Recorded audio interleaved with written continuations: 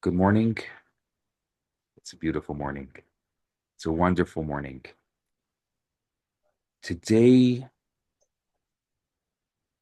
I want to talk about a topic that is near and dear to a lot of our hearts. A lot of us are thinking about it. As a rabbi, I want to preface by saying that it's not my job to understand the choices that people make, whether they're good or bad. I don't have an opinion about them because I don't know enough about the choices that people make. I barely know enough about the choices that I make. One of my goals in life is to know more about the choices that I make. But I definitely can't tell you whether or not I have an opinion about the choices that other people make. Yet, we are thinking and worrying and trying to find understanding about the current situation that is taking place for our brothers and sisters in the Holy Land. And so, the best thing that I can do today for you is to look into the Torah, to look into this week's Torah portion, and to see if we can glean and understand something that will empower us and inspire us. And that's my goal. That was my preface before I start.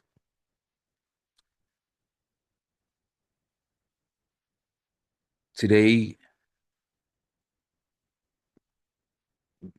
if God wills, there's going to be the confirmation of a deal that's going to, God willing, let out 33 hostages, hopefully alive. The the difficulty, the terror that continues to threaten our brothers and sisters in Israel is real. And so today I want to turn to the greatest leader of the Jewish people. The opening of the book of Exodus, the opening of the book of Shemot, were introduced to the main character of the entire Torah, Moses. And I want to look at Moses today for a genuine roadmap towards peace and towards liberation. The Torah, the Bible, shares only three incidents about Moses' life prior to God choosing him as a leader. And this is, to me, very fascinating. We think we knew a lot about Joseph and we spoke about that. And now we think, well, Moses takes up four books, the rest of the Torah. How could we not know everything there is to know about Moses? He's the main character. It's called the five books of Moses. Yet we don't know very much about him. And actually, for the first part of his life, we just know three things. So, number one, we know that as a young man, Moses goes out among his brethren and he sees an Egyptian overseer brutally beating a Jew. And he strikes down the oppressor and he buries him in the sand. This is a story that's told about Moses' early life. The second story that's told is the next day, Moses attempts to bring peace between two Jews who are fighting. But the aggressor is indignant and he says, "Who appointed you as a prince and a leader over us? Do you mean to kill me as you killed the Egyptian yesterday?" So, realizing that his intervention the previous day had already become known, Moses escapes from Egypt and he finds refuge in a place called Midian. And here's number three, the third story. In Midian, Moses probably, this is my humble guesstimation, he probably wants nothing more than peace and tranquility. And instead, he finds himself embroiled in another conflict. He witnesses the local shepherds bullying a group of girls who were first in line to draw water from a well. And he immediately rises to their defense and he drives off the shepherds. Now, these three episodes are the only episodes we know about Moses. I mean, besides the circumstance of his birth and obviously Batia or Bitia, the daughter of Pharaoh, finding him. So prior to his selection as by God as the leader of the Jewish people, the great Moses, this is all we know. And I think there's a reason why the Torah only gives us these stories. It's because these three narratives express a paradigm indispensable to leadership. A leader. Moses is the greatest leader of the Jewish people of all time. It's indisputable. A leader must have the courage to battle injustice wherever it exists. To battle injustice wherever it exists. In all three instances, Moses is deeply committed to fighting injustice. He intervenes when a non-Jew oppresses a Jew, when two Jews fight, and when non-Jewish men oppress non-Jewish women. When it's necessary to kill, he's willing to kill. When it's sufficient to talk, he's ready to talk. When it's necessary to fight, he's prepared to fight. One who rejects the choice of aggression out of a sense of compassion may be a kind human being, but a wholly inadequate leader. Because the long-term results of a failure to battle evil are far worse. In modern terms, I would say Moses is politically incorrect. He doesn't lecture the Egyptian taskmaster about the cycle of violence. He doesn't give him a lesson on rage management. Moses knows that by the time he will complete his lecture, the Hebrew slave might be dead. He's also aware that at times, violence is a moral, though difficult choice. It saves the lives of the innocent. Prohibiting moral killing guarantees immoral killing. It's violence used by police that stops violent criminals from murdering or hurting innocent people. There are many innocent men and women alive today only because someone used violence to save their lives. It's hard. It's very hard for us, very comfortable sitting in our comfortable surroundings to understand this, but this is an unfortunate reality of our world. If someone had killed the hijackers of 9/11 before they commandeered the planes, thousands of lives would have been saved. If someone killed the Hamas terrorists before October 7th, thousands of lives would have been saved, though someone would have been killed. And it's a very hard dissonance that we as compassionate and caring and kind humans have to live with in a world that is sometimes not kind. Throughout history, many have chosen not to emulate Moses' example.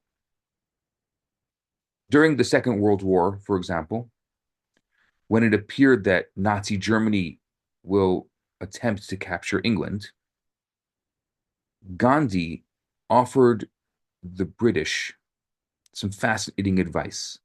And I want to read exactly, I brought the quote here, and I'm just going to look at my note here and I'm going to read it to you because I think that to contrast this, it's important to hear his own words in his own words. He says, I would like you to lay down the arms you have, which are useless for saving you or humanity. I will invite Herr Hitler and Signor Mussolini to take what they want of the countries you call your possessions.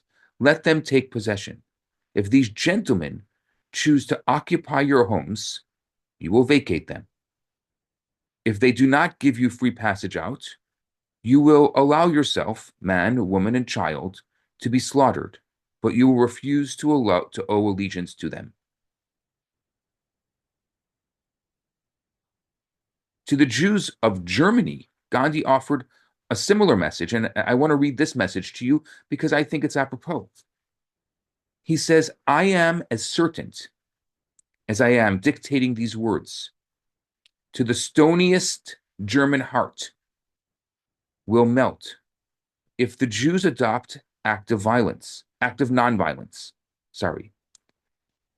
Human nature unflailingly responds to the advances of love. I do not despair of Hitler's responding to human suffering, even though caused by him. These were the words of Gandhi. Now, we have the perspective of history. We have the hindsight. And we know, had Gandhi convinced the English to lay down their arms and practice nonviolence, the Jewish people would have been annihilated. Democracy and human rights would have disappeared. And the world would have been plunged into a new dark age of unimaginable cruelty. War, while always unfortunate and painful, is not always evil. Sometimes fighting a war is the most moral thing that we can do. And I'm being very careful in generalizing war, not what happens during war. Astonishingly, the nation that Moses created, Israel, has often, throughout its lifespan, emulated Gandhi rather than Moses. With the Oslo Accords, we invited our sworn enemies to take part of our homeland in the belief that they would reciprocate with peace and with goodwill. We have hindsight on that now. Instead of declaring outright war against the terrorists, against their infrastructure, we chose to practice restraint, nonviolent diplomacy. Many of us believe them, and some Jews still believe them, that the stoniest terrorist heart will melt in response to our peaceful advances. We have hindsight now.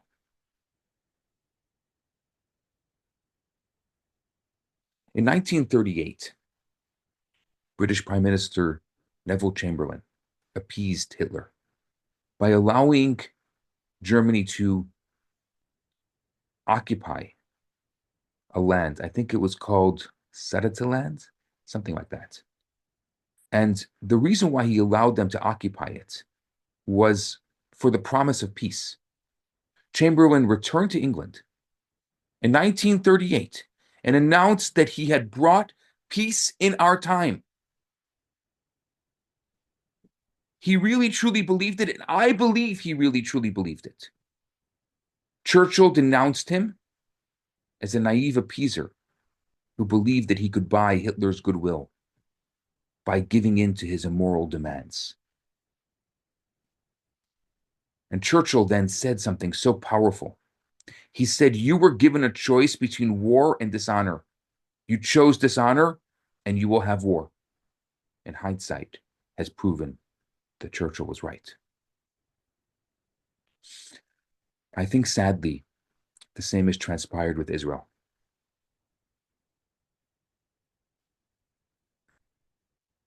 I can't make choices for other people. But if you look into this week's Torah portion and you look into the way Moses would run Israel, they relinquish parts of our homeland, lands for peace. In return, they receive war.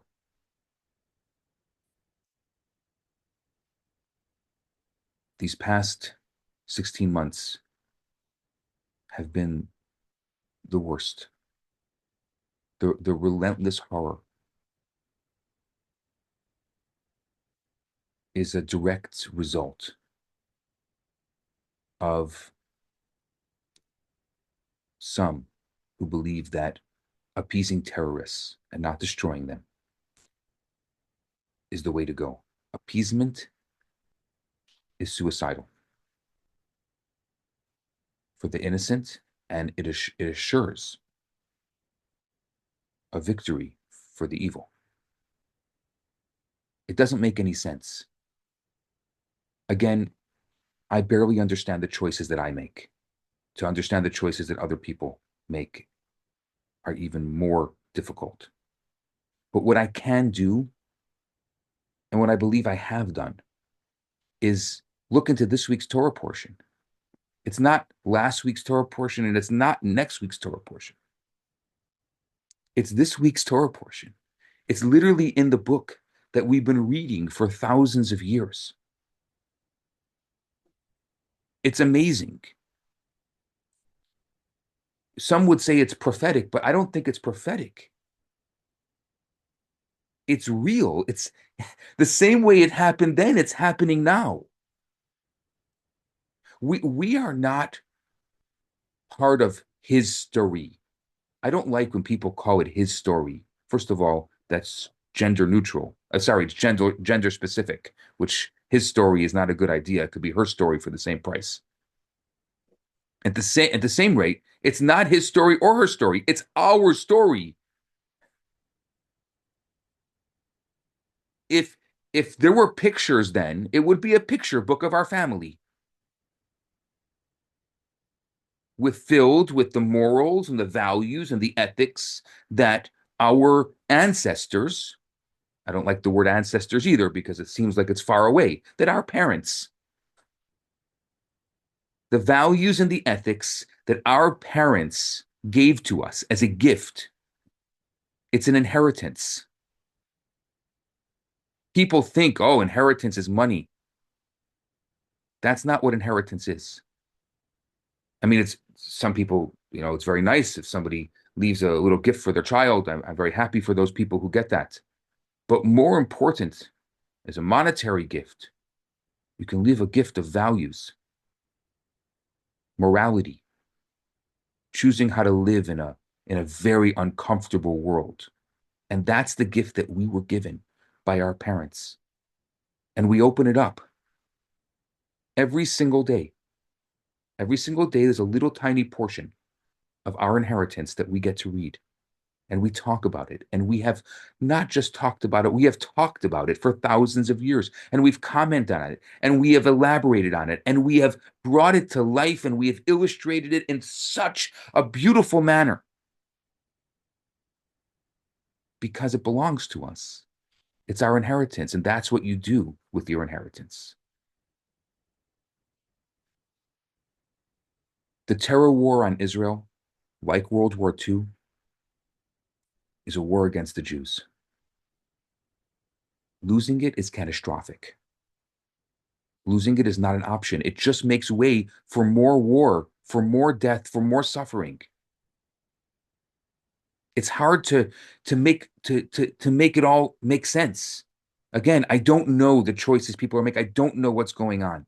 I can only know what we're being told. It's not a time for appeasement or for restraint. It's a time for righteous might. The prophets of Israel were the first to conceive peace as an ideal. Isaiah gave voice to the great words engraved in the imagination of the West. Nation shall not lift up sword against nation. Neither shall they learn war anymore.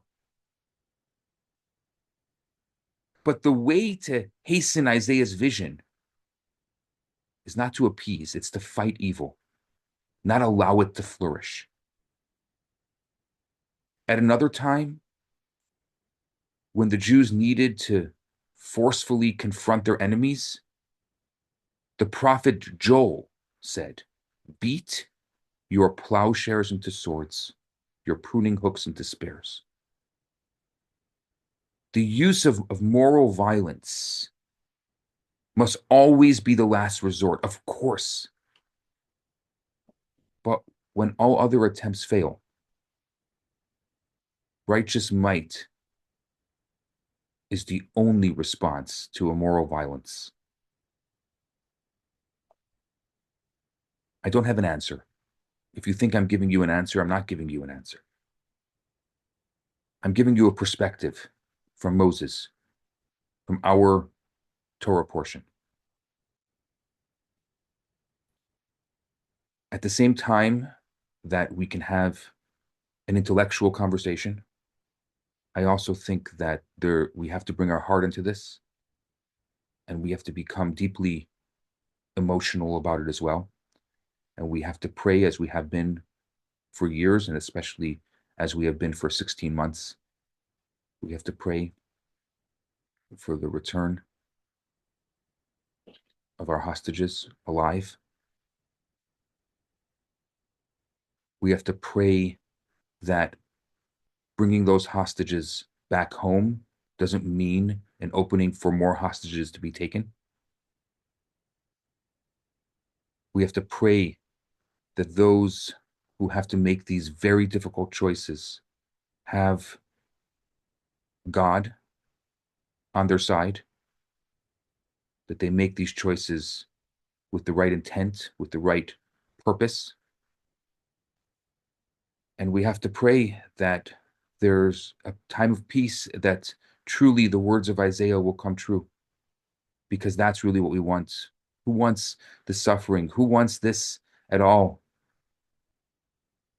And Hashem should bless each and every one of us to have the emotional fortitude to be able to find the peace and the solace and the balance to make all of this, and maybe one day in the future, as we have the hindsight of the past, maybe true the future will have the hindsight of today. But the choices that are made today, they will affect that. With that, I wish you a beautiful Shabbat. Don't forget to pray. Pray. Your prayers are needed more than ever. And a true prayer is a prayer that comes from your heart, from the depths of your heart.